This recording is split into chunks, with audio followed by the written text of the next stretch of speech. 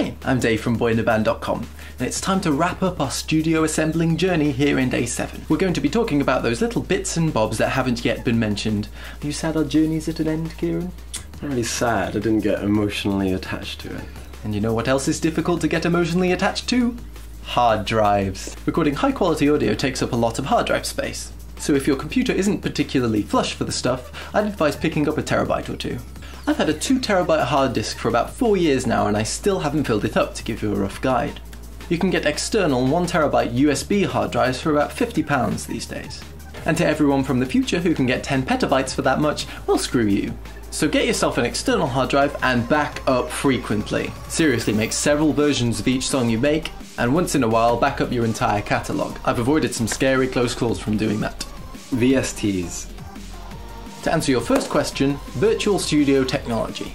Now let's explain that VSTs are wonderful bits of software that plug into most DAWs. Not Reason though. Reason is special.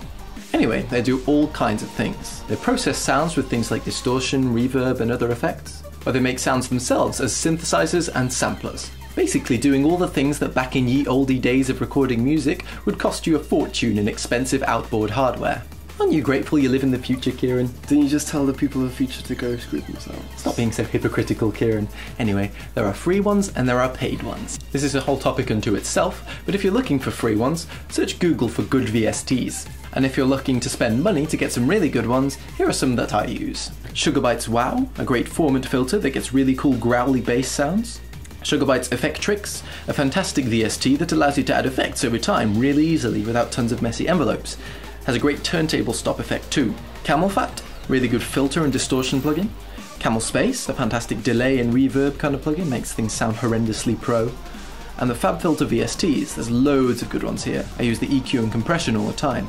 There's a really nice visualization of what's going on. DI boxes, direct injection boxes, don't laugh Kieran, it's immature, are quite cheap little boxes that can be pretty useful. They take a high impedance, unbalanced signal and turn it into a low impedance, balanced signal. What do they do, Kieran? They unbalance your impedance. Okay, basically I found them useful for either lowering the signal of an incoming sound, some bass guitars I could remember particularly would have clipped if I didn't use one, or they can remove hum from a long lead. They're quite cheap, like £20-ish, and they give you an excuse to buy something quite studio-y. Here's one you might have forgotten. Not all microphones come with leads, and you need to know the different types of leads too. The two main types of leads that studio users will need to know are XLR leads. These are the 3-pronged ones commonly used for microphones.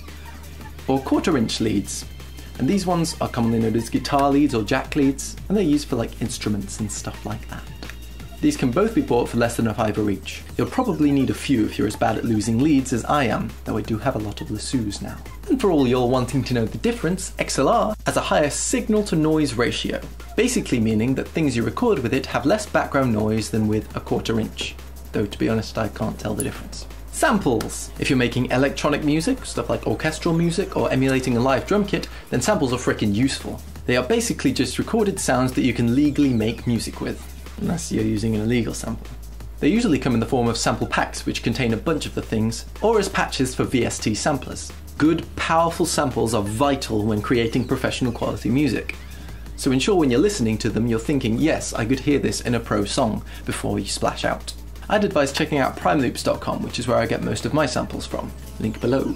But if you don't mind copyright issues, then go ahead and rip sounds from other songs to your heart's content. Hey, it worked with Dr. Dre, Fatboy Slim and a zillion other producers. And there we have it. There's obviously loads more to look at. I haven't even touched on preamps, hardware effects, racks, live performance gear, Kieran's girlfriend, computers. You already said racks. And I've only scraped the surface of some things in this guide. However, hopefully now you'll know enough to go out and put together a studio capable of recording some noises in some sort of order. Feel free to call it music if you want. So, hit like if you enjoyed this, and cheers for watching this guide. Be sure to subscribe to Boy in a Band for more music related videos like this one, or this mysterious looking one. So, do you have any last words to share with our viewers, Kieran? I sure do.